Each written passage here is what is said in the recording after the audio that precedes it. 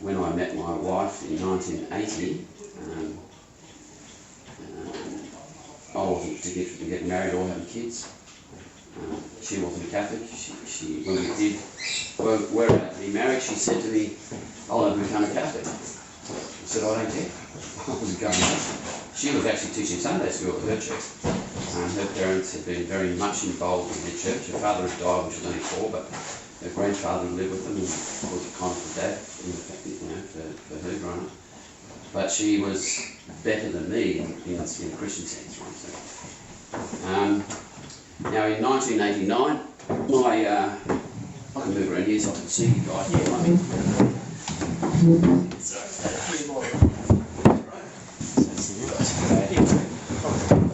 Someone want that one? Oh, that's I see it. 1989, our first, we were married in 1985, so again, like I said, I wasn't particularly having kids. My wife was an identical twin, and the twin had been married and had a baby before we were married. The baby was 2 years old actually. And we were, like I said, I was not thinking about my faith at all, or rarely.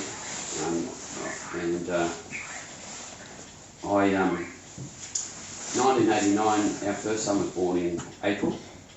My mother died in September, and that was kind of a catalyst for me, all that. I'd started going back to Mass when Chris was pregnant with Ryan, and Mum's death from breast cancer at only 59 years of age. And it was very sad for us because Mum was great with little kids. She saw Ryan. 2 of my sisters were also pregnant at the time, and they were pregnant still when Mum died. One of my sisters said, "You've got to stay." They wanted to stay alive, obviously, be around her with the kids to fight the cancer, and they said, "You won't get to see the babies." She said, "I've already seen them. They're both boys." And they both were. I don't know. That was kind of amazing. But my mother was a humble, simple lady who was a great mum, and my dad had worked 3 or 4 jobs at some stages so he could, support a family, a large family then, on one income, and so we could have a full-time mother. Unfortunately, the advantages and the appreciation of what a full-time mother is lost on a lot of people even then, let alone now, where it's just almost non-existent. So Mum dying probably brought me back to church, that whole thing. But when I started coming back to Mass, I knew I didn't know my faith very well. I used to tell people I'd lost my faith, but I thought about it, even with my secular friends, atheists and agnostics, certainly anti-Catholic, I'd often have arguments with them defending the existence of God and defending the Catholic Church, which was kind of funny, someone that's not practicing their faith particularly. So there is something, being baptised and having received the sacraments, etc., and being brought up Catholic makes a difference.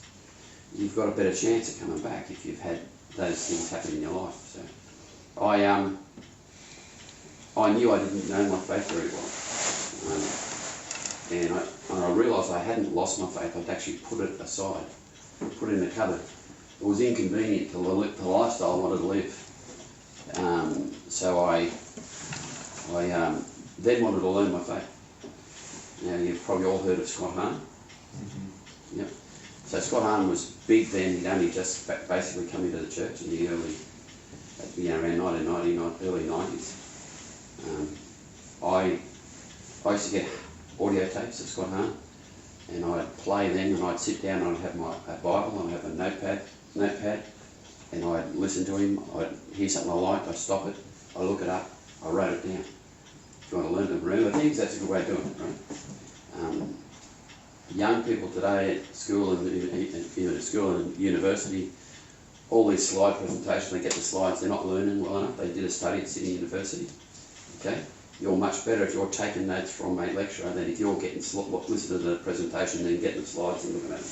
You'll remember a lot more if you actually don't have the slides presented to you like that, right? Anyway, that's what I started doing, and I got interested in apologetics. and I like that much. I'm Irish descent, right? My great-grandfather came to Australia when he was 16 at that time, and went to New Zealand for 2 years and then to Australia in the 1880s. When he left home, his mother said, "I'll never see you again." And she never did, which is very sad. But that's how the Hanrahans, my family of Hanrahans got here. So there are a lot of Hanrahans in Australia, a lot more than most people think. George Pell once said to me, "Have you got any relatives in Ballarat?" He comes from Ballarat, he grew up in Ballarat. I said, "Not that I know of." He said, "There's lots of them in Ballarat, and you're not unlike." When our kids were little, only had 3, we went to Oberon. Does anyone know where Oberon is? Yeah. Outcast Baptist, on the way down to the Genola Caves. Well, we booked into a motel there. We were going to stay the night in Oberon. The guy says, "You must have relatives here." I said, "Not that I know of." He got the phone book. There were more, the old White Pages book, wasn't online there. And he showed us that there were more Hanrahans in Oberon than there were in Sydney. It was remarkable. Even had a Hanrahan street in Oberon. So a lot more than you think. But so that's how we got here, and they lived in Chippendale, in a city. Most Irish immigrants back in the early stages of the colony of Sydney, and after Federation, were living in the inner city area. Surrey Hills, Chippendale, the Rocks area, that were very Irish areas. Anyhow, so I like apologetics. I like to win arguments. And this guy had all the ammunition you'd ever want, you'd think, right? So I heard him say once, most Protestants, if they're any good, know maybe 25 verses of Scripture, and they use them all the time. So all you've got to do is learn those 25 and learn the right answers back to them, and another 10 and you'll win. I can do that. So, not a problem, right? Anyhow, that's how I actually got into the pro-life movement, apologetics. So Jerry Mattetix, has anyone heard of him? Yes. Was a good friend of Scott Hahn's.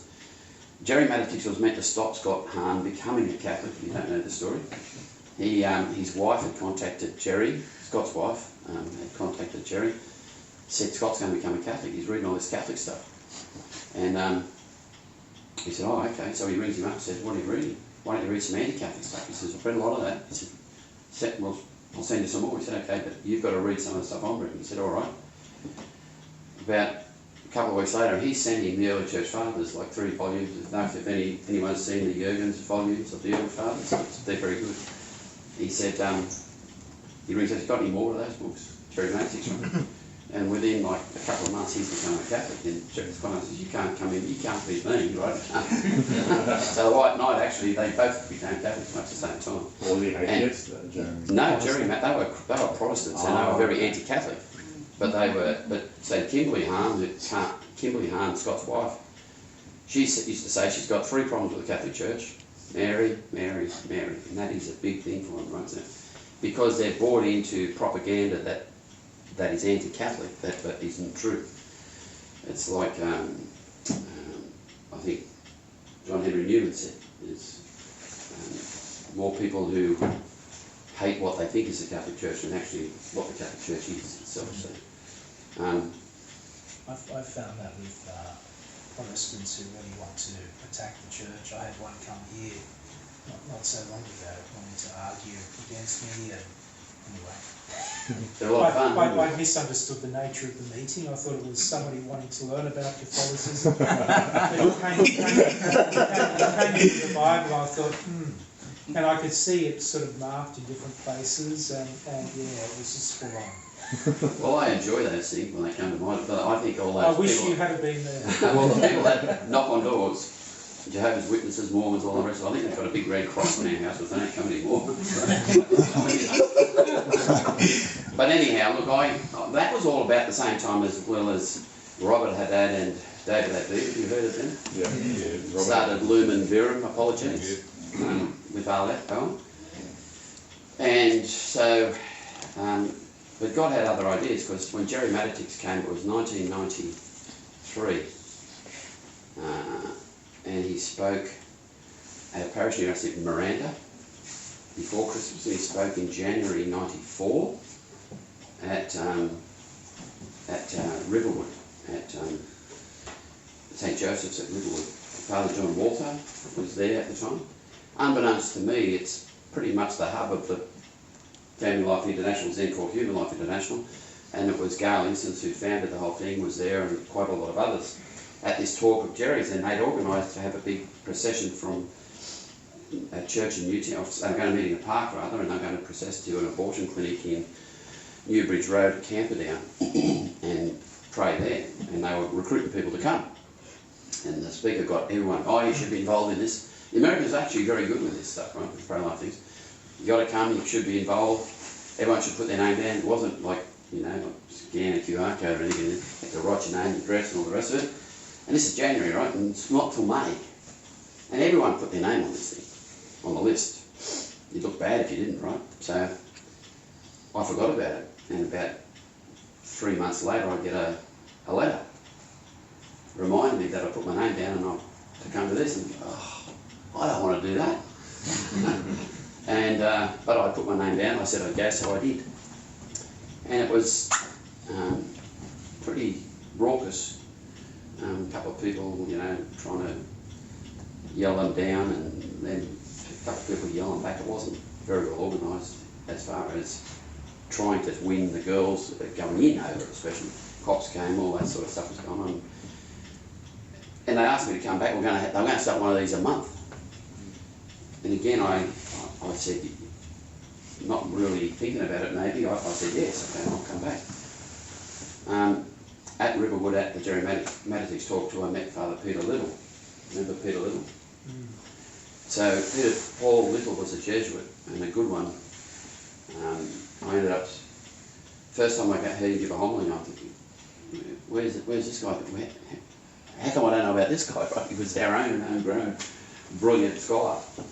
And I asked him if he'd start running Bible study groups on a Friday night.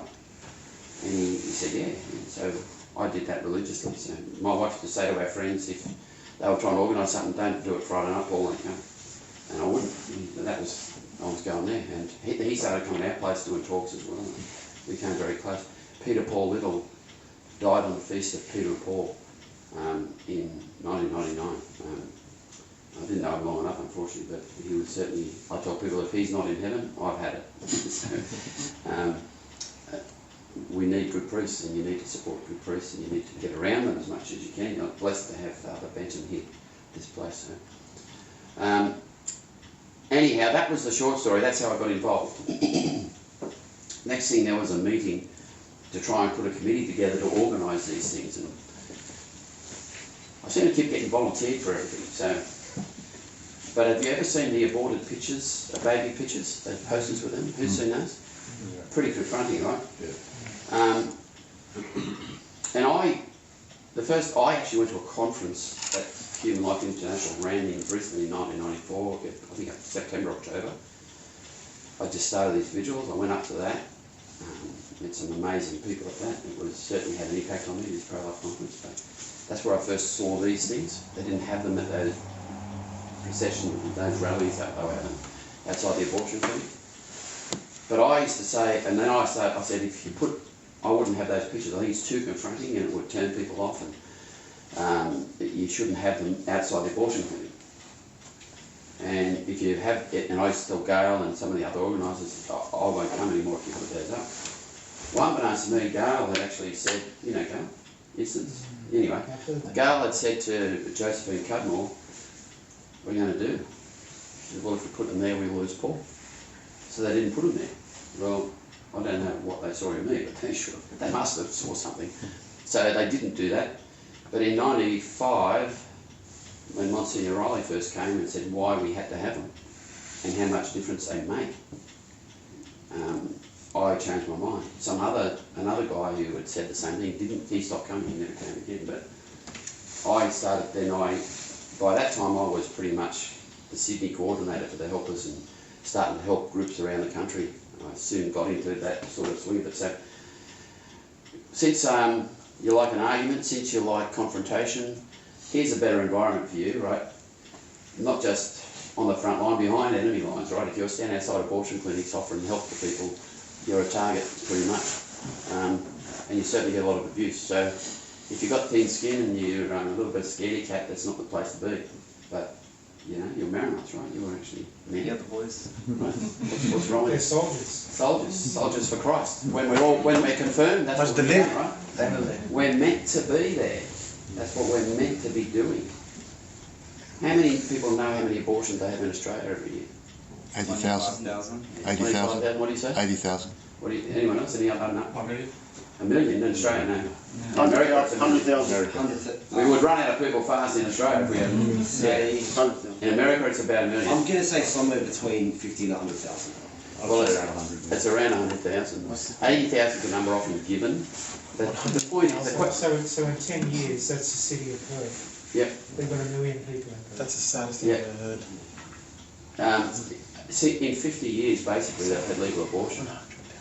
The first abortion laws passed Australia started in 1969 in South Australia, and 1971 court ruling started in New South Wales and Victoria allowing abortion. But it had happened before that. There have been abortions, what the so-called backyard abortions, but who does backyard abortions? Is it what they portray? Some kind of unqualified butcher that's just making money? No. They were doctors and nurses who were doing those things. They were qualified people and they were making money on the side and attending to some ideological, persuasion of their own. That's why they were doing it. There wasn't women getting maimed in the thousands. That's just a lie. And they know it's a lie. And how do we know it's a lie? Bernard Nathanson, who's heard of him? Bernard Nathanson presided over the biggest abortion clinic in the world in New York. And in the 1960s and leading up to 1973, the Roe versus Wade decision in America that overrode state laws and allowed them to have abortion up to term was Up to term. Everywhere. And there are a lot of states who prohibited abortion. There were some states like New York, but Bernard Nathanson was a doctor and he was doing abortions and he said over 70,000 abortions a year. Well, Bernard Nathanson, Monsignor Riley, I told you about coming out, I'll tell you a bit more about him later. He'd been arrested outside his abortion clinic. Bernard Nathanson ended up becoming. They made a video and they asked him to help them with the editing. A young doctor that had been involved as well. The silent scream. Who's ever heard that? Should have brought my laptop and played you that. It's very, very, very powerful video. So it's a live ultrasound of a baby, of the mother's womb and a baby during an abortion. Okay. So you actually see what's going to happen to that baby. I think it's a 12-week baby with a vacuum aspiration abortion. That is, they turn on a very high-powered vacuum aspirator and they suck the baby out of the womb, basically up to the aspirator. Anyway, they saw this baby's horror and the baby recoiled when implements put into the womb, into the uterus, and how the baby tried desperately, hopelessly, to avoid these instruments, and finally, this silent scream of the baby before it's sucked up this tube. Nathanson stopped doing abortions, and eventually he became opposed to abortion. He became a Christian and then he became a Catholic, all before he died. He died a few years ago. I've met Bernard Nathanson. Now, Bernard Nathanson was very heavily involved in the whole Roe v. Wade program to swing the Supreme Court. You guys heard about that landmark court case in America?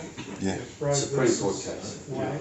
It was a landmark decision. It was a landmark court case, I suppose you'd call it, where abortion was legalised.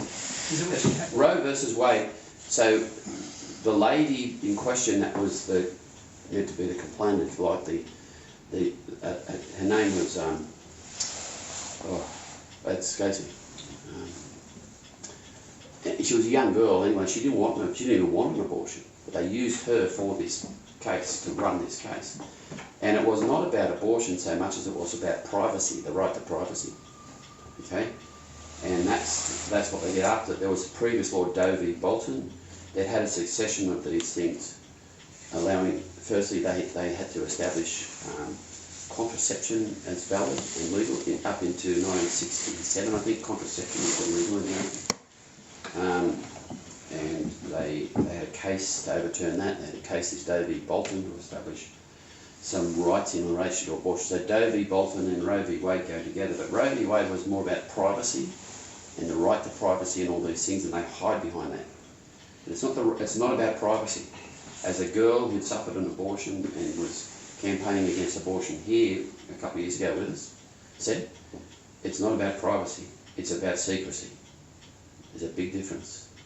They're not trying to protect the privacy of the patients, they're maintaining the secrecy of what they do. Very good way of putting it. Just remember that if you hear about the privacy nonsense again. It's about secrecy, not privacy.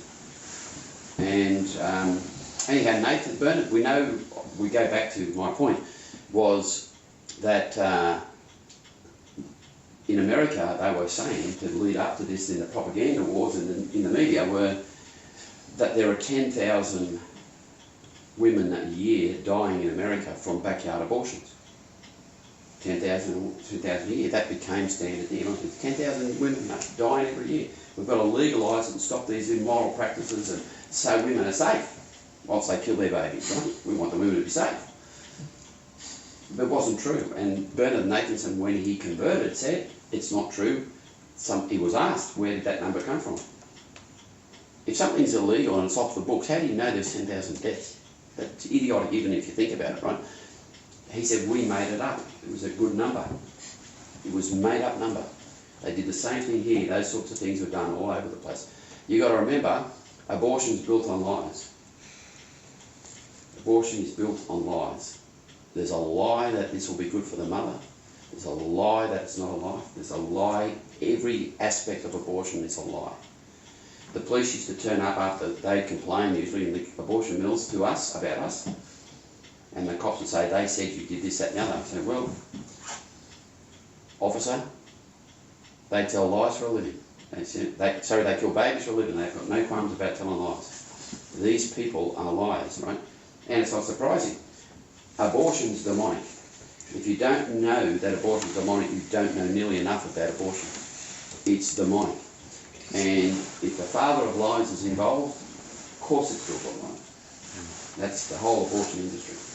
So it's not surprising when someone like him turns on them. How many people have actually seen the movie, Abby Johnson's movie? Yeah. That's really good. Right to Life, is it called? No. Unplanned. No, it's Unplanned. Unplanned, that's right, yeah. And It's on Netflix. Is it? it is now, It yeah. is, yeah. Abby Johnson's another high profile, but Abby wasn't a doctor. Abby was like in management. She managed the place. She's the executive of the place. They'd hire the doctors from the rest of it. Now, when Abby Johnson had that conversion, when that revelation came to her, the 40 Days for Life people had started just then, just prior to that, 2004. Her conversion happened, I think, 2008. They started in 2004, praying outside that abortion mill she was managing. And now I know all those 40 Days for Life people, David Barright and his wife Margaret, Sean Carney, Marilisa, who he married, and obviously now Marilisa Carney. Matt Britton is the General Secretary, General Counsel and Chairman of the Board, all those people, so amazing. But so that story of Abby Johnson, I know firsthand from them. I actually haven't met Abby. She came to Australia once and when I was in America, so very interesting herself. So, but those stories are common in the United States, but we don't hear about them here. But I've seen some amazing changes in staff in abortion clinics. I've seen 600 odd people change their mind and keep their babies over 25 years or so. And I've seen Were they women you met? women that were going in for the abortion clinic. So we went on, my wife and I went to dinner last night to a lady's place who actually was one of those women. She rang me up a week or so before and asked us to come for dinner. And she's Fijian, and there was a few other guys there, and her sister was Fijian, and just had a dinner, and they're involved in evangelical Protestant type of church, but I don't know how it came to it. They invited me, so anyway, I said we had a good talk about a lot of things. But those people kind of look at me as a father. I get those things all the time. People call me up, and whatever the problems they have further down the track, they often come and they think I can fix everything. So it's an amazing relationship. So like you'd have with your own dad. What would you say to the women? So in those days you were allowed to be right outside the abortion clinic. Now there's restrictions. They can't be hunting, yeah, that's right. But what I would say.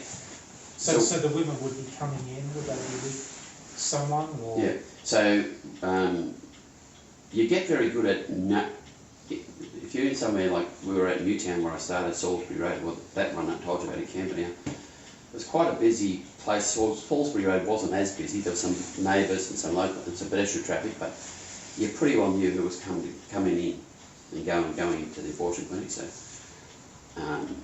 and you don't prejudge that. So you don't say anything about the abortion in the first place. So you've got to be able to introduce the topic. So we'd have flyers, and I'd say, "Hi, hey, my name's Paul. We're talking to people, about some interesting issues and blah, blah, blah, and you might be able to help a girl one day."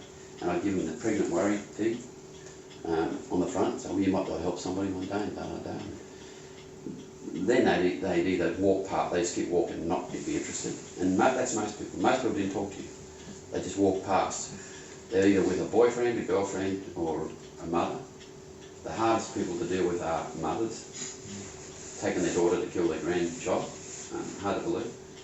I saw one turnaround that I was aware of with a mother and daughter. Happened on the feast of Peter and Paul. Turns out the girl had been, and her brother had been baptised by Julian Porteous. The mother ended up going to Mass and confession that same day, so it was quite remarkable.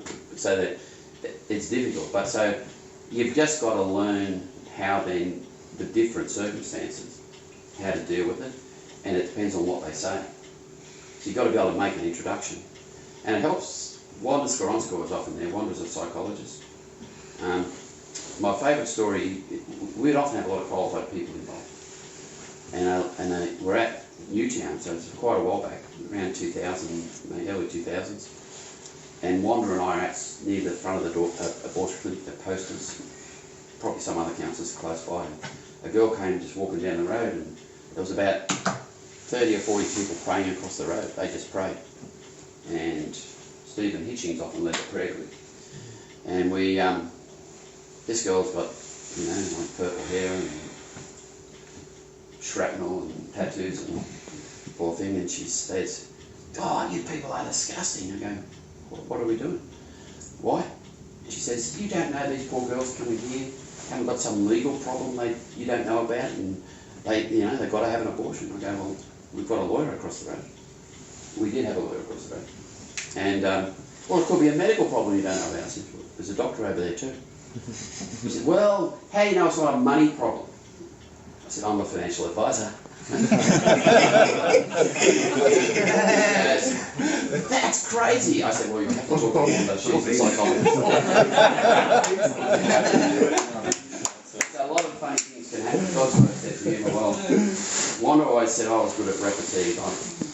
That's most of the Irish, and it can get me into trouble, obviously, but those things come in handy. But we never saw her again. She didn't go and see Wanda.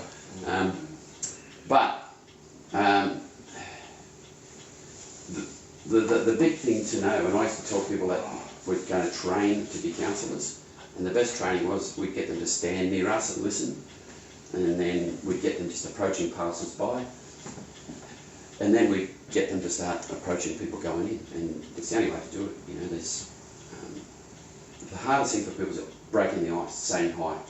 Well, I was always good at that, but how would you know that? Over the number of years I was doing it, when we got to Surrey Hill, which was a much busier place, especially on Devonshire Street, I could pick them out. Come. Was it sort of a guilty look, or was it? Well, have you seen anyone here played or seen live tennis? Tennis, Yeah. Okay, you see how hard those balls are going. Yeah. If you've got a guy like Nick Kyrgios serving at 220 k's, it's over 100 miles an hour, right? Over a pretty short distance. How do they get a racket on those things, right? Now, I saw a documentary on TV about this. Not only that, racing car drivers, split seconds you're talking about, they've got to react. Right? But they anticipate. Why do they anticipate and go a particular way or move a particular way to anticipate? Because they see something, a way the particular guy's serving, the way he shapes up, something different about it. They have to guess. Half the time, you're only going to racket on a ball going that quick if you guess the right way. And the same with the reaction time of Formula 1 drivers, or playing cricket. If you're playing cricket and you've got Jeff Thompson, fastest bloke ever bowled, I think, but anyone bowling at that sort of speed, you don't have time to really wait and see it and hit the ball when you've seen it. If you don't see it, you've got to anticipate it. And it was like that. That's all I can say. You develop the instinct. You know. So what would you say to one of these? So well again, Father, you see, it's not, everyone's an individual. And whilst there's a commonality of stories or circumstances, their personality is different than what gets in there is different. So, but basically, you've got to be able to react to them. You've got to be able to sum up the situation and be able to know what to say. But I can tell you this, I've spoken to thousands of women going into abortion clinics, literally thousands. Not the ones that didn't speak to me, the ones that actually did speak to me. I've seen lots of them change their mind. I've helped lots of them after that. We've helped people right up till kids are going to school, right? So that's another lie I like to tell. We're only interested in once the baby's born, we don't care about them. Not true. We help them after the abortion. We've got girls we've helped who've come out after an abortion and taken our details and cards and come back to us after, looking to help for whatever reason. So you need to be able to just quickly assess the way you want to interact with a person, more firmly, more subtly, more softly, more gently. And I've spoken to women who've had multiple abortions. People going past, the same thing, you know. I've had people that were abusive going past us, or girls that were, how do you know, what do you know, do you know what it's like to be dragged in a laneway and raped and all this sort of stuff? And I say, There's a psychologist across the road. Pardon? You say there's a psychologist across the road. No, I don't say that. No, that's not the time to be funny. That's the time to be serious. Yeah. And then I've had girls in that circumstance 2 minutes later crying on my shoulder because you've got to respond the right way. No, I don't. But it happened to them, Yep. Did you ever go to that Irish clinic? Yeah. I've been every clinic in Sydney. Because you mentioned the name Steve Hitchings, that's on Steve. I used to live on the corner of, I used to live in Hanrahan. Yep. It's called the Colonel's Corner. Yep. And there's a bush The Handbush joint closed as well. Yeah, it's closed now. We closed, there was one in Fairfield, and we had people praying there. And there was one, the Newtown one, Barry's Clinic, had been around a long time too. Closed, didn't move, like a lot of people say, oh, they've just moved. No, they've closed, gone, finished, good. And then preterm at Surrey Hills, they moved a couple of times, and they were in Surrey Hills on the corner of Randall and Elizabeth Street. You getting bored with me? No, I want to ask you a question, but not now. Oh, sit down there. Go to the toilets up there, mate. Stop distracting me. Yeah, Jared, stop distracting me. You're late as well. You lost today, Henry, so you can't That's why I sat down. Listen, if you need to pull off, I suggest taking that jersey off. Yeah. If you want to ask your question or... You may as well ask now. Sorry. Sorry, I actually stood up to see you a bit better as well. I was going to ask, so is it currently illegal to pray in front of abortion clinic? Yep. What? So what? Charged. Okay. What happened? If you went and stood near an abortion clinic at the front of it and had a rosary in your pocket and was down there praying, you would be able to do that, right? They wouldn't pick that. If you started doing that every day for a couple of hours every day, they might start to assume that you might be doing something like that. So they don't have to know that's what you're doing. They've only got to be the possibility that somebody could see that and think that and be intimidated by that. Yeah. Hard to believe that's the whole point. Now, but if I went and stood outside of those places, it wouldn't take them long to have the police there for me, because they know me, right? But We're going to be charged with so you'd be charged again under the new sections of the Crimes Act. this sort of crime. Yeah, it isn't a crime, but it's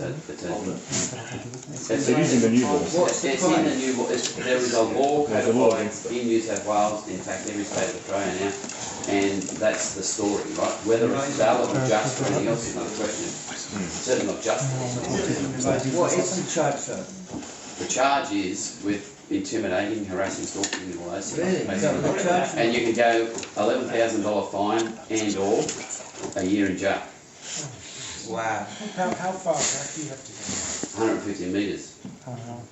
So in Surrey Hills now, there's a joint in Devonshire Street, and they were campaigning while we're still there, and we were hurting their business. We know when we're hurting their business because you know the numbers going in are less when you're there, right? So, like when Freetown closed, we knew they were going to close because the numbers of people going into the place were getting less and less. So you know.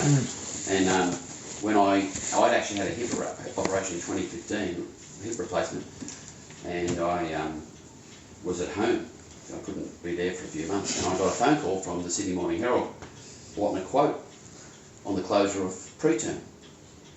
So, and I didn't know it was closing, absolutely, but I had an idea it was going to be not soon, but I didn't let them know that, I just gave them a quote. Yeah. Okay.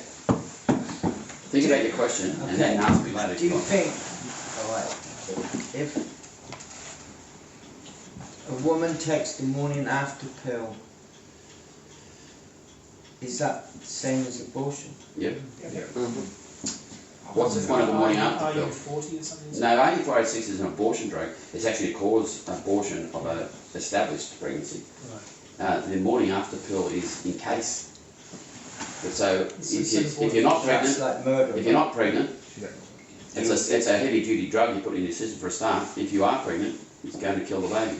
It'll kill the cell before it embeds itself in the side of the... Well, basically it takes 4 to 7 days for a conceived embryo, fertilised embryo to come and implant in the uterine wall. So basically the morning after pill kills the thing before it can happen. When the sperm No, it's already happening. embryo... It's already Before it can implant itself... It stops the implantation, that's right. But the two sex cells will combine, therefore constituting life. Yeah. Is that when the spirit comes in, when that sperm Yeah. meets the embryo? The soul, yes. That conception. Yeah. So anyway, look, it's probably not relevant to ask a lot of questions about what exactly I say and do and all those sorts of things. The fact is, it's effective. We were there in prayer, and we weren't there particularly, our priority wasn't saving babies, our priority was saving souls. Okay? And this is the philosophy of Monsignor Riley. Monsignor Riley in New York was like a father to me as well, like a father Lou, I suppose. I first met him in '95. He's now in a nursing home. I've been with him in New York 4 times and stayed with him at the Precious Blood Monastery, which is a beautiful place, and been out in the street with him in New York on all those occasions, obviously, multiple times. But he was the rector of the seminary in Brooklyn back in the 80s. He was destined for high honours in the church. He was very well qualified academically. He was a Grand Masters level chess player. He was a golfer, played off scratch, 0, right, handicap, golf. One of the people can do everything, you know, I tell him, it makes me sick myself. And his parents were Irish immigrants to America, so he grew up with Irish parents and he understands Australian humour, which is great. And he's got all the charm of the Irish to boot, so he's just a fantastic man. But he gave his life, and he sent the helpers of God's precious infants that he started in America and New York, all around the world, on every continent, basically. And that's here in Sydney. That's what we've got here. That's why what I first went to and what we had, we adapted to completely to the helpers and help people in other cities in Australia do the same thing. And the focus for Monsignor Riley was about saving souls, as he said. The babies will be with God one way or another, and without getting into the debate about limbo or not, and but the souls of the mothers and fathers and the doctors and nurses are in peril, That's true. eternal peril.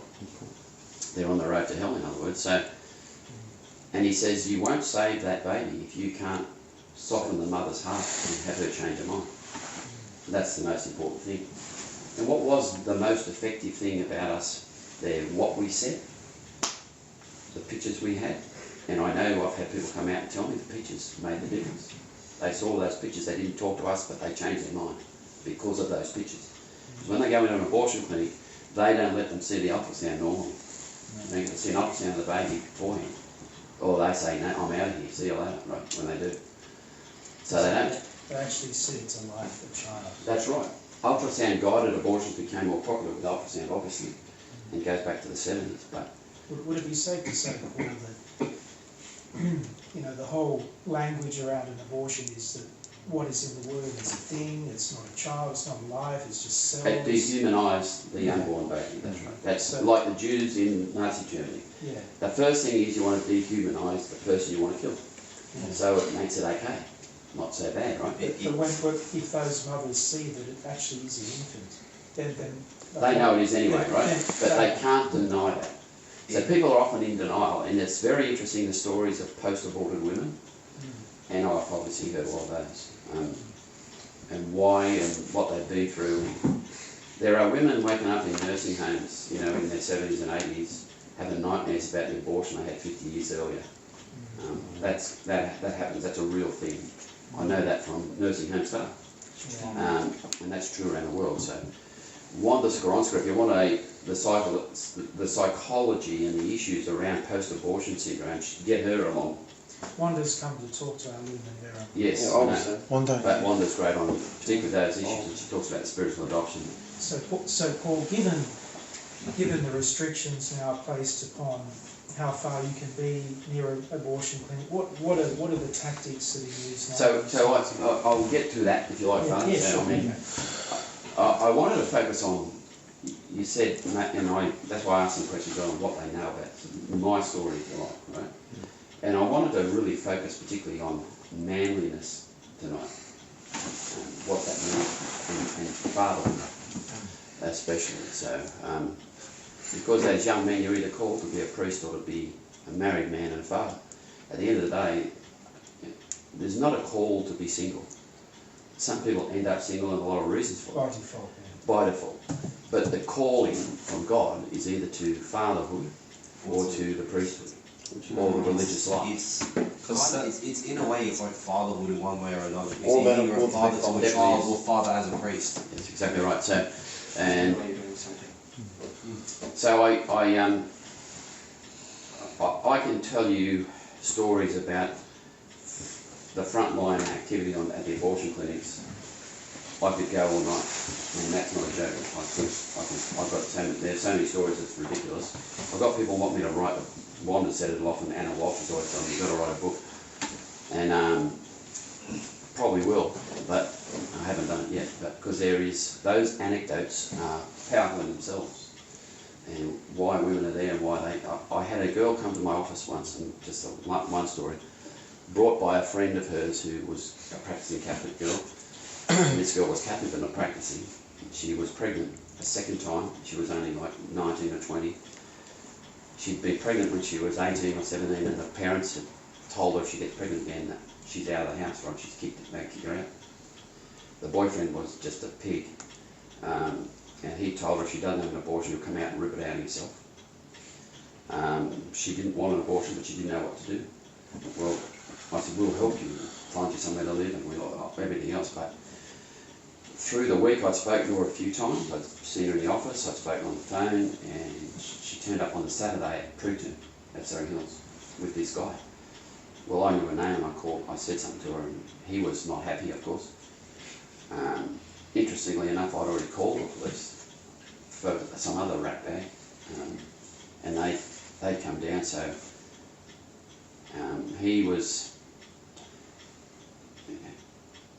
potentially very violent bloke for us, right? So the cops actually got to know that if I called them, they should come, and because I didn't waste their time, it wasn't just frivolous things. So. Others that wanted me to call about stupid things, someone squirting water at you or something. Who cares, right? It's only if it was going to be serious violence, or potentially, that I'd call them. So, and it was better to preempt it than wait till it happened, obviously. We've actually made twice citizens' arrests at pushing for people like that. So it's handy when we've got blokes built like this fella to do those things. So. Show your beast.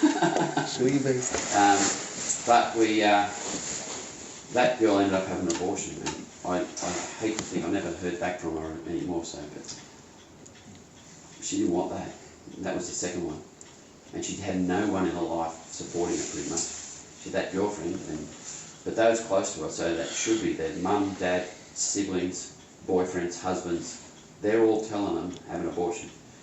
I tell you, 90%, probably 95% of women at abortion clinics, if they had and they knew they had support, they wouldn't be there. Very early on, a girl and a boy, a young man and a young woman came, and he was talking to me as I'm talking to him. She was just standing there. And he's telling me how he doesn't agree with abortion, but it's her choice. And, blah, blah, blah, we're just chatting away. And I said, can I ask you a question, young lady? She says, of course. I said, if he told you he loved you, and he'll look after you and your baby, would you be here? She said, no way. So I looked at him and said, it's up to you, mate. It's your choice. You need to man up. I would say that to him. You need to man up. I said that to this young 18, 19-year-old Islander who was like 6'3" and 18 stone, like 120 kilos. And I prop forward out of 4 years something. Exactly right. And he just looked at me and I'm thinking, well, if he hits me, I'm going to stay here. But he just looked at me and he went, you're right. And they turned around and walked away. I told him he has to become a man. You're a grower, you're only a boy, but you need to become a man. And I spoke to him like that. And I'd speak to the guys like that. And some of them don't like it, obviously. But it gets home to a lot of the others. So yeah, I could tell some incredible stories, but I'm not really here to talk about stories. In fact, I don't tell you stories if you want, but when you have to wait for the book. What I want to talk about is the fact that women are there because the bloke that they've got involved with isn't a man. And the reason that's happened is there's a lot of reasons. You blame it pretty much back on sex education in schools. And if you like, the thwarting or the impeding of the natural development of kids through a latency period between about 5 and 12, everyone's different, when they're prone to the virtues and morals and to learn those things, and they're asexual, they're not interested in sex until they go through puberty. And if you've instilled in them those virtues and those morals in that period, they'll be good. Now what the school sex-based sex education system things do is destroy that natural latency period and hold the development of the child back at a stage which is very, if you like, anal. Little kids, they run around, they pull their pants down, they think it's all funny, stuff like that. And it's all about me. And they don't develop those the virtues, they don't develop an understanding of morality. And they get to a sexual age when all they want to do is exercise their rights desires and to enjoy sex. And they're taught that sexual intercourse is sex and other sex acts are not. They're just other enjoying each other's bodies and things like this, you see. And they wonder why football players are getting into all sorts of trouble. And you add the drinking culture to the deforming sexually of people, boys and girls. Girls going out trying to be like boys, men. I tell people the worst people on the roads are the women. If you want, they'll cut you off, they won't let you in, they're just dreadful. Right? They want to be aggressive on the road. And women don't like to hear it, but they don't have the spatial awareness and sense of speed and braking, all that, and men do. they're dangerous, in other words. But they're very aggressive, young women especially, on the roads. And this is part of the problem. And when women are meant to be the civilising influence on men. And when you corrupt the women, Gail, instance, one of the first things she taught me back in the early, when I first got involved. If you sexualise the girls, the boys haven't got a chance. That's pretty much it. So, how to be a man in the modern age is a big thing, especially if you've got young kids. Who else has got kids here? Who's married? Kids, okay? Grandkids. Okay, I've got grandkids. Well, the thing is this, does it come down to the parents? Well, okay, so it does come down to parents, and here's what, so how do the parents, when everyone just parks their kids in a school, and the schools all have sex education programs in them, some worse than others. And the sex education programs, and we've been talking about this for over 30 years, and the problems of sex education. There's a great book, The Final Play, Sex Education, The Final Play, written about 25 or 6 years ago. Now, it's only gotten a lot worse with the promotion of homosexuality and transgenderism, and clusters of kids, groups of kids that are all friends, all identifying as some sex other than their own, whether it's an opposite Gender biological identity and all of that stuff. because they're buying into this stuff. And there's a lot of other problems in the home, so an absence of a father. Fathers might be, you might be still married and the father might be still in the home, but he's absent as a father in his influence on the family. He doesn't interact with the kids, so he's working long hours, he's out socialising with his mates after hours, he's doing things not with his family. Okay? And contraception is a lot of the problem. Okay, this idea of self and self-pleasure, and it's all about that. Most of the women, not all the women I've spoken to are on contraception. Contraception always fails. There's a failure rate of every form of contraception. Yeah. And abortionists know it. In fact, Planned Parenthood, which is the biggest abortion chain in the world, have a research arm called the Alan Guttmacher Institute. Who's heard of that? They're a research arm, right? That they're associated with Planned Parenthood. And the Guttmacher Institute says exactly that. Contraception leads to more abortion, right? So the abortion industry says it. It's not just pro-lifers or Catholics saying contraception leads to abortion, it sure does. They say it. So, but it also is, when people contracept, there's this lack of self-giving in marriage, and marriage is about complete self-giving. The two can't become one if you're holding something back. Yeah. And if you're contracepting, you're holding back your fertility. Yeah. You're holding back, and you're denying God His rights, because you are a cooperator with God in the procreative act, and that's the only time it's legitimate. I was going to say, also a lot of Catholics don't know that it's a sin to be lustful of your wife as well. It is. Yeah, but we're a long way past that, because they think it's okay to be lustful of any good-looking girl they see. And that's part of the problem, because it's portrayed like that.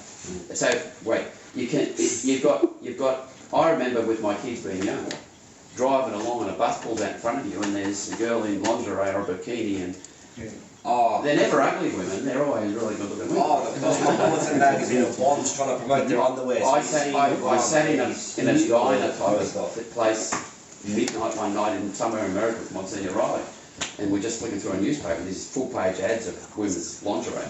And it's not just the lingerie, it's the women in the lingerie that advertise it, right? Yeah. And he just shook his head, he said, the young men haven't got a chance. He also said that. Yeah.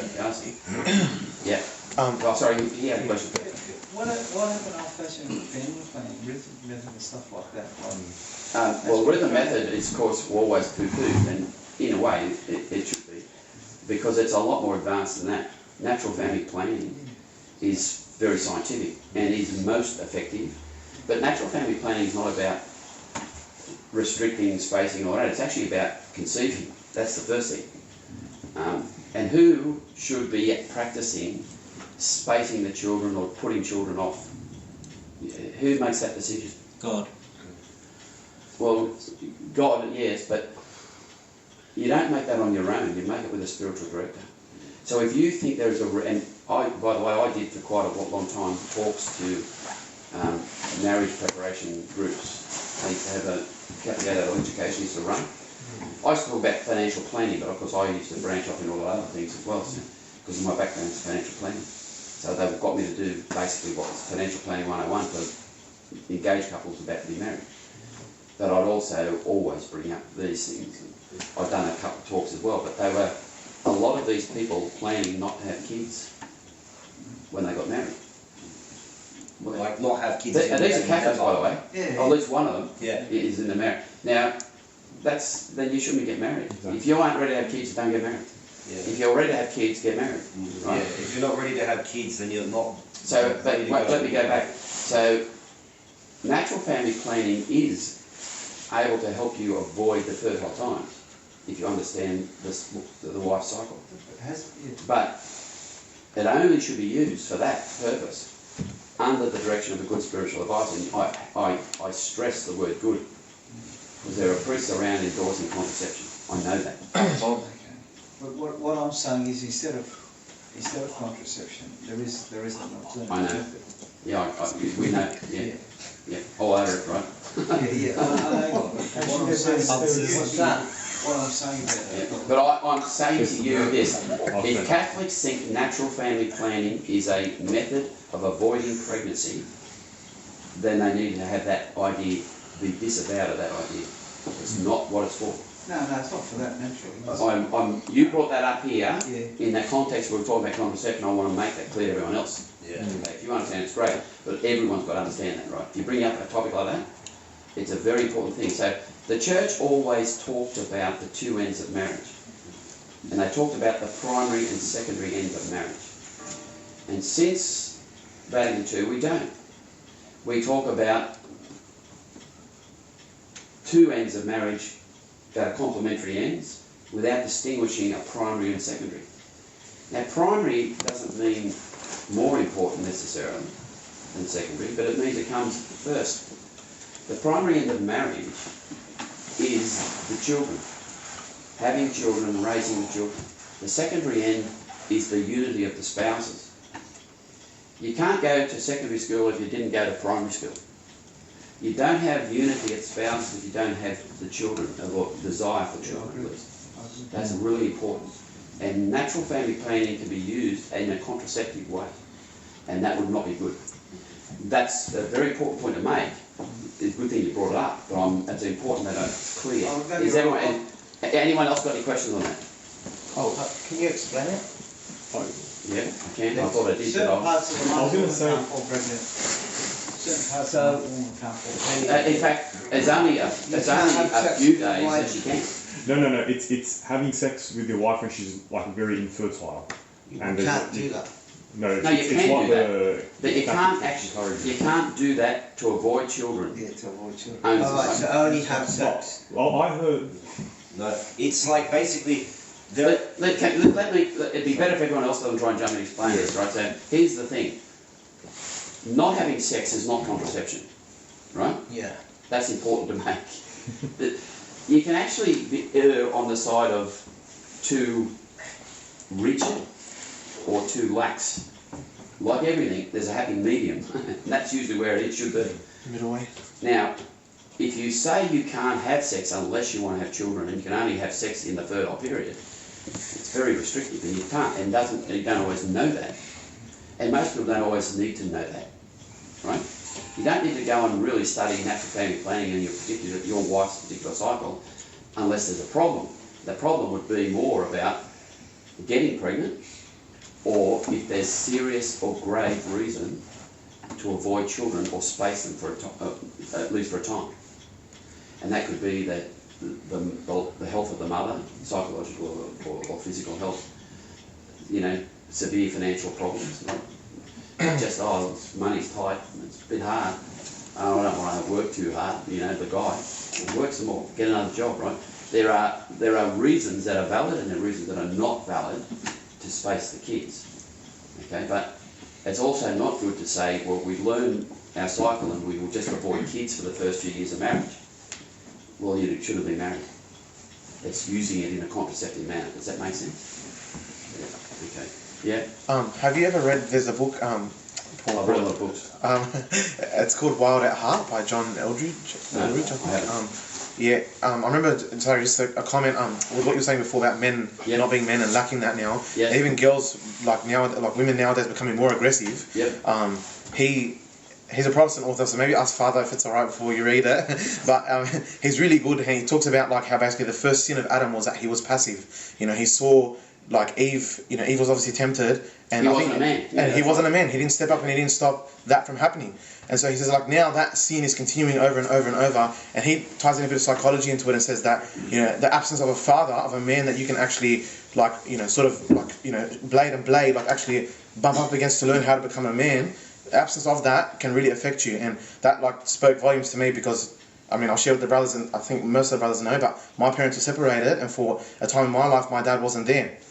So for me, when I was younger, especially my early teenage years, 12, 13 and 14, Yep. dad wasn't there, and I actually have no guy cousins. Literally, all my cousins are girls. I have 2 guy cousins, and they're married and they live far away. So I had no other guys around me. So my first thing was, all right, well the boys are here, so why not just do what the boys are doing? This is who I had at school. So I started doing what they were doing, and it was only until my dad started to come back into my life that things started to actually orient and reorder themselves, in the right way. So yeah, I just recommend that book, and Hey, by the way, look, there are a lot of books written by Protestant authors that are quite good on different topics. They sometimes overstate some things, whatever they're addressing, or they sometimes understate or don't develop things properly. So it's always important to look at things through a Catholic eyes, that's for sure. But there's some excellent books. We talked a bit before about Scott Hahn and Jerry Mattis. Who's heard of a guy called Steve Wood? Yeah. Yes, remember me.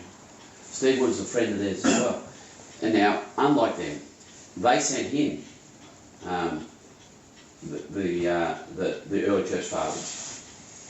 Couldn't care less. But the early church fathers, Jerry Mattis driving around, he said, they're all Catholics. Like he was stunned, right? All these early church fathers. Well, Steve Wood didn't care, wasn't his thing. But then they started giving him stuff on marriage and family from the church, right? And that was his gig. He'd actually been a founding member of the movement Covenant Keepers. The Covenant Keepers was for men to establish them as fathers, men and fathers, right? About fathers, especially in being the head of the family.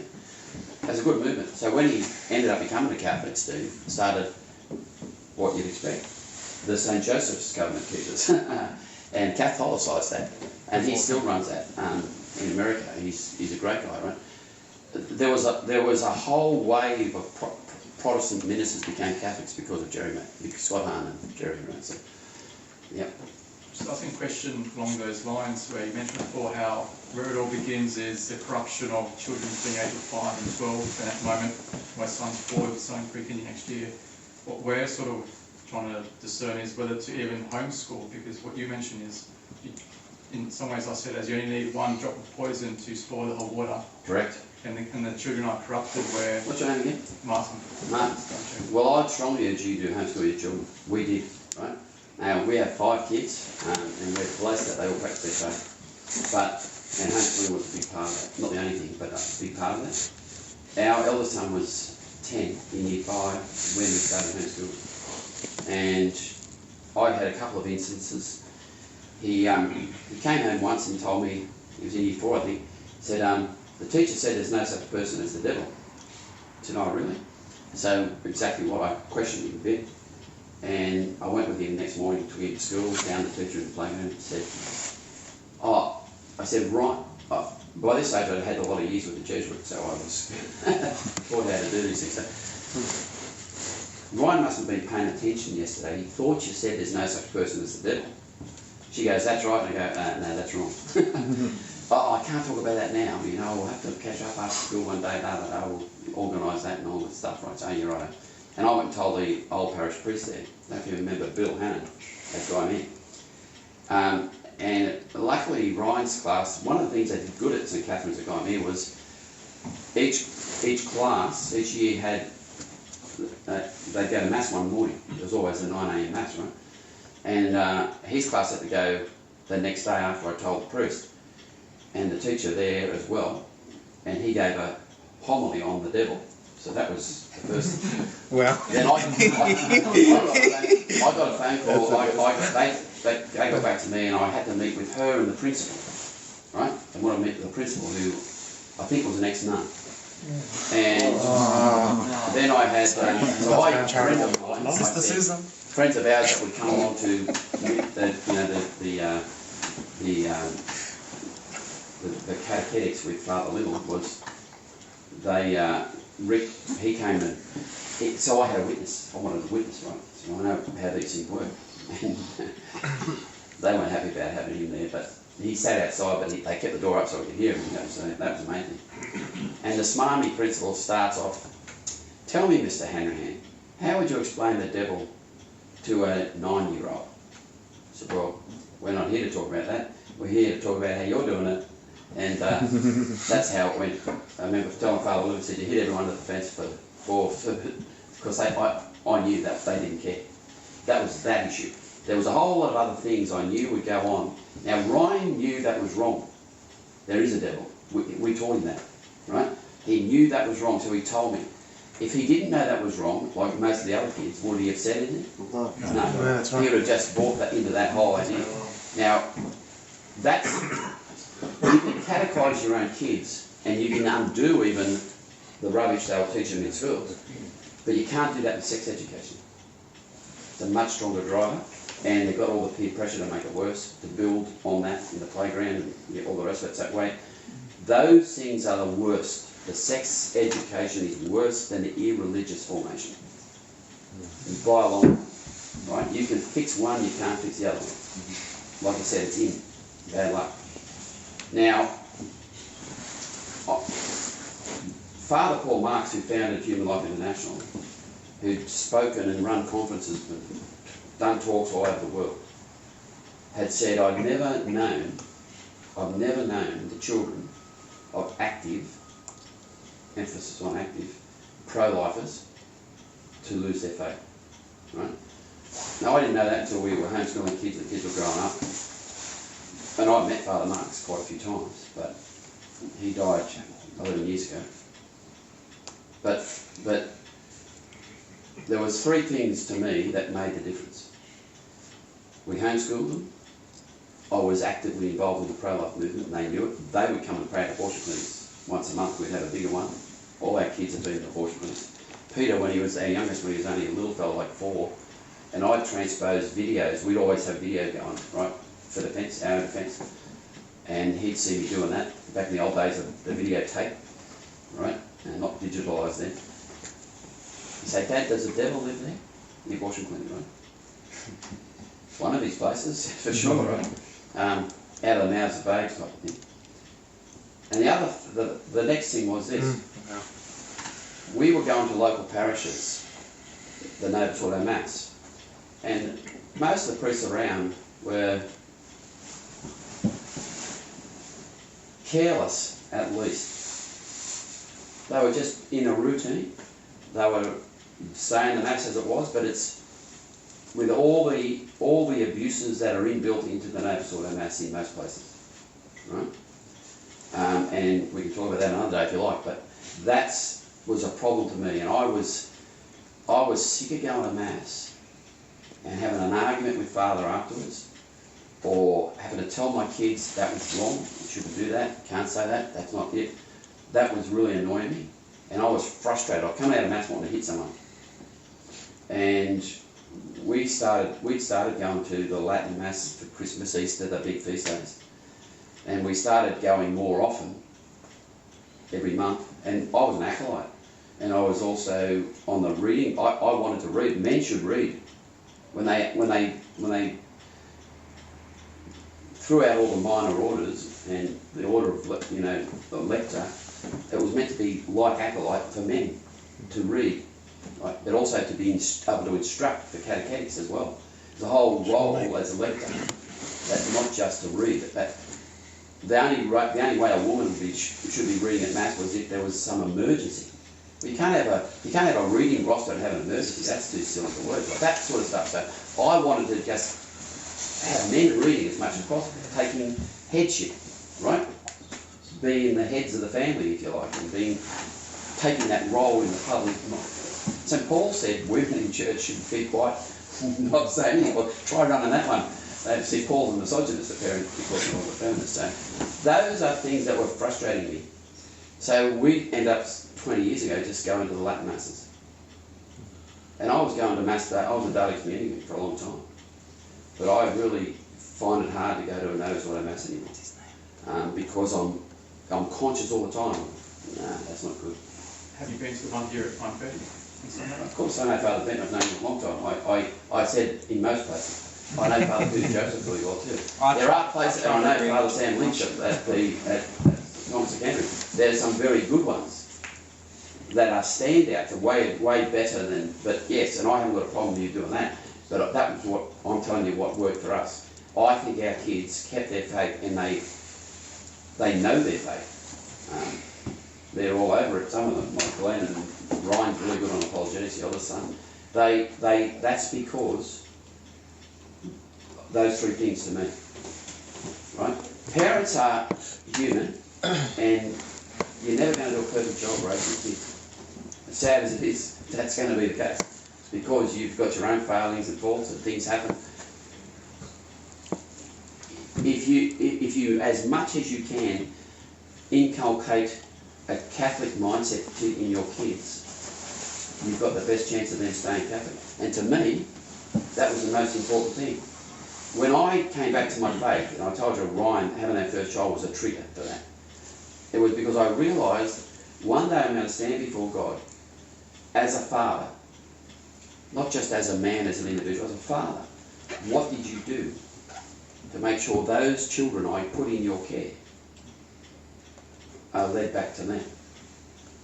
And if I didn't do everything I can, I reckon I'm going to somewhere really hot and not very nice. That's how I felt. That's for me how I felt.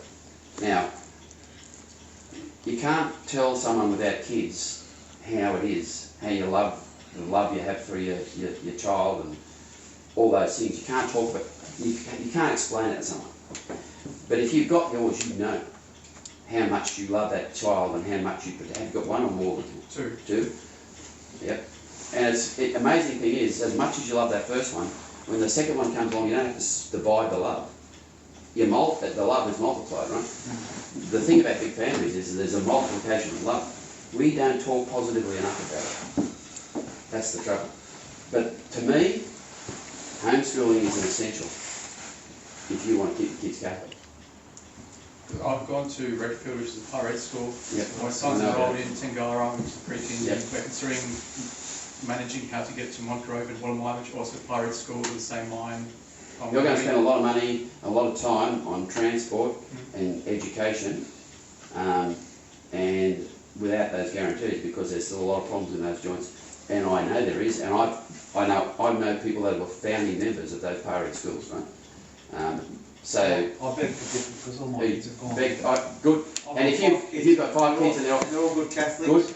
And I know other people like that. But I know other people where the kids have gone off. Sure, there's always 20%. Listen, I've had kids. Yes, I know. I've had kids from those schools. I don't want to have an argument about. Stop. I don't want to have an argument. Please stop. I don't have an argument about the pirate schools. Okay. But I've had kids from those pirate schools across the road from the abortion clinic screaming abuse at us, right? Organising the abuse of us. Those are, it's not a foolproof. It's a whole bunch. Yeah. It's not about apple. Example is only. What do you think the reason for that is? That'll do, mate. Only 5% of my class That'll do, mate. are practicing Catholics. Thanks It's a for very good class. Yeah. But the other years are 2%, 3%. That's why I refuse to send my son to Redfield to know what I'm going to get, because now it's even far worse than what it was when I was there in the 90s. It's getting worse, that's right, yeah. So. Anyhow, look, you know, there are a lot of support, there is a lot of support, a lot of people homeschool, and a lot of groups, homeschool groups that get together and do a lot of them, and it's not as frightening as you would think. And you know what? We didn't have as much support when we were homeschooling, living in the Southern Shire. Other homeschoolers were quite a long way from us, but there's other homeschool families, and that's a big thing. And you know what? The kids get the socialisation, that school's not about anyway, if you're enrolled in sports or other activities, if they're musical or whatever else, right? You do other things outside of school hours for your kids, and they get socialised. Our kids all play sport, pretty good at sport. And yeah, you don't have to do all the schooling. Our eldest son was really good at maths. He was 2 years ahead of where he'd been at school. We had a tutor for him for maths because he was so good at maths, right? We had music teachers come in because we're not particularly musical. We want to be at least be some grounding in music. You can get people in to help you. It's not all up to you. But you really need a full-time parent. One of you needs to be home, and that's the important thing. Obviously, you as a wife. But it doesn't mean Dad's absent from it. Dad should be involved in things. I used to take the kids off to Latin lessons and stuff like that. So. All right, we might finish up because we're going to be over time. But Yeah, sorry about that. That's all right. We might say a final prayer, and if you've got any other questions, you could speak with Paul and say our Father, Son, and the Holy Spirit. Amen. We pray together the Lord's Prayer. Our Father, who art in heaven, hallowed be thy name. Thy kingdom come, thy will be done on earth as it is in heaven. Give us this day our daily bread, and forgive us our trespasses, as we forgive those who trespass against us. And lead us not into temptation, but deliver us from evil. Amen. Saint Michael the Archangel, Defend us in the day of battle. We did that. Thank you, Father. Thanks, everyone. I'd just like to thank you for coming. I've got a small gift for you. I hope you like red wine. That was an amazing talk. I was not expecting that, man. Oh, thank you.